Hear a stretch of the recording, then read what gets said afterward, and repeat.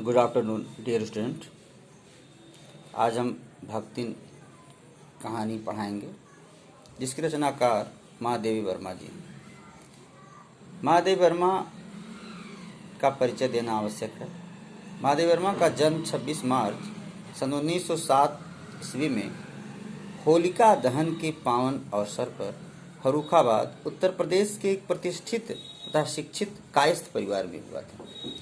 11 सितंबर सन 1987 में इनका निधन हो गया। महादेवी वर्मा छायावाद की प्रमुख कवित्री थी, तब जिन्हें छायावाद का स्तंभ कहा जाता है। 4 प्रमुख स्तंभों में इनका नाम है और इनकी रचनाएं हैं निहार, रश्मि, नीरजा, यामा, दीपशिखा। इनके प्रसिद्ध काव्य संग्रह हैं ये। महादेवी ने गद्य में भी रचनाएं की हैं। इनमें उनके रेखा चित्र तथा संस्मरण अत्यंत प्रसिद्ध हैं। अतीत के चलचित्र, स्मृति की रेखाएं, पथ के साथी, श्रृंखला की कड़ियां इनकी प्रसिद्ध गद्य रचनाएं हैं। महादेवी की उत्कृष्ट रचनाओं के लिए इन्हें अनेक पुरस्कार भी प्राप्त हुए हैं, जिसमें हिंदी साहित्य सम्मेलन द्वारा इन्हें सक्सेरिया तथा मंगला प्रसाद पुरस्कार से भी नवाजा गया है। इन्हें ज्ञानपीठ पुरस्कार से भी अलंकृत किया गया। भारत सरकार ने इन्हें पद्म भूषण की उपाधि से सम्मानित किया है। भक्ति कहानी विस्तृत कहानी है जिसे हम कई खंडों में आपको समझाने का प्रयास करेंगे। मूलतः कहानीकार ने पूरी कहानी को 4 परिच्छेद में लिखा है। परिच्छेद के अनुसार इस कहानी को समझने का प्रयास कीजिए, जिस पर आधारित प्रश्न पूछे जाते हैं।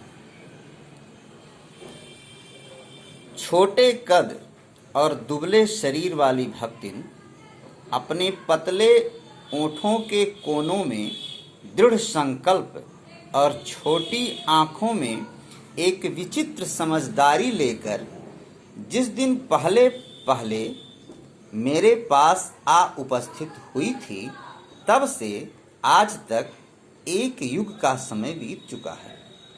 पर जब कोई जिज्ञासु उससे इस संबंध में प्रश्न कर बैठता है, तब वह पलकों को आधी पुतलियों तक गिराकर और चिंतन की मुद्रा में ठुड्डी कुछ ऊपर उठाकर विश्वास भरे कंठ से उत्तर देती है, तुम पचय का बताई। यह 50 बारिश से संग रहित है। हम हिसाब से मैं 75 की ठहरती हूँ और वह 100 वर्ष की आयु भी पार कर जाती है। इसका भक्तिन को पता नहीं। पता भी हो भी तो संभवतः वह मेरे साथ बीते हुए समय में रत्ती भर भी कम ना करना चाहेगी। मुझे तो विश्वास होता जा रहा है कि कुछ वर्ष और बीत जाने पर वह मेरे साथ रहने के समय को खींचकर 100 वर्ष तक पहुंचा देगी, चाहे उसके हिसाब से मुझे 150 वर्ष की असंभव आयु का भार क्यों न ढोना पड़े।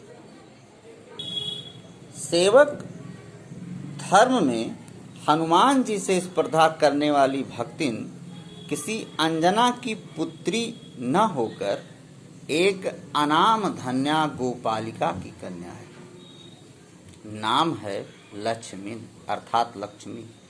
पर जैसे मेरे नाम की विशालता मेरे लिए दुर्वह है, वैसे ही लक्ष्मी की समृद्धि भक्तिन के कपाल की कुंचित रेखाओं में नहीं बच सकी। वैसे तो जीवन में प्रायः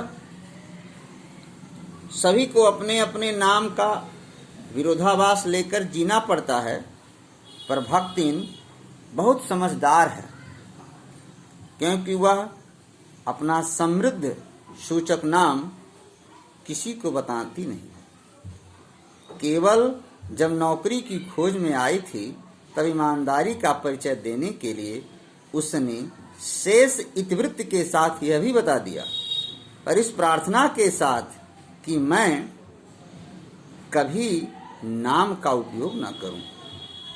उपनाम रखने की प्रतिभा होती है तो मैं सबसे पहले उसका प्रयोग अपने ऊपर करती। इस तथ्य को वह देहातिन क्या जाने।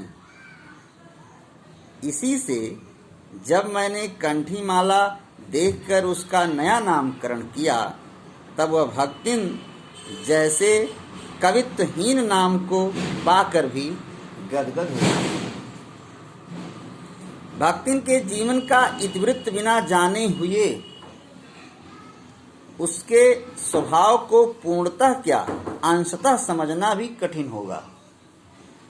वह ऐतिहासिक झूसी इलाहाबाद के पास झूसी गांव में प्रसिद्ध एक सूरमा की इकलौती बेटी ही नहीं, विमाता की किंवदंती बन जाने वाली माता की छाया में भी पली है। 5 वर्ष की वय में उसे हड़िया ग्राम के एक संपन्न गोपालक की सबसे छोटी पुत्रवधू बनाकर पिता के शास्त्र से 2 पग आगे रहने की ख्याति कमाई और 9 वर्षीय युवती का गौना देकर विमाता ने बिना मांगे पराया धन लौटाने वाले महाजन का पुण्य लौटा। विमाता मतलब सौतेली माँ। विमाता का आशय समझना आवश्यक है। पिता का उस पर अगाध प्रेम होने के कारण स्वभावतः ईर्ष्यालु और संपत्ति की रक्षा में सतर्क विमाता ने उनके मरणांतक रोग का समाचार तब भेजा जब वह मृत्यु की सूचना भी बन चुका था। रोने पीटने के अपशकुन से बचने के लिए सास ने भी उसे कुछ न बताया। बहुत दिन से नैहर नहीं गई सो जाकर देख आवे, यही कहकर और पहना उड़ाकर सास ने उसे विदा कर दिया। इस अप्रत्याशित अनुग्रह ने उसके पैरों में जो पंख लगा दिए थे वे गांव की सीमा में पहुंचते ही झड़ गए। हाय लक्ष्मी अब आई कि अस्पष्ट पुनरावृत्तियां और स्पष्ट सहानुभूतिपूर्ण दृष्टियां उसे घर तक ठेल ले गईं, पर वहां न पिता का चिन्ह शेष था न विमाता के व्यवहार में शिष्टाचार का लेश था। दुख से शिथिल और अपमान से जलती हुई वह उस घर में पानी भी बिना पिए उल्टे पैर ससुराल लौट पड़ी। सास को खरी खोटी सुनाकर उसने विमाता पर आया हुआ क्रोध शांत किया और पति के ऊपर गहने फेंक फांक कर उसने विमाता के चिरविक्षोभ की मर्म व्यथा व्यक्त की। यह भक्तिन कहानी के जीवन का जो 4 परिच्छेद है इसका यह प्रथम परिच्छेद था।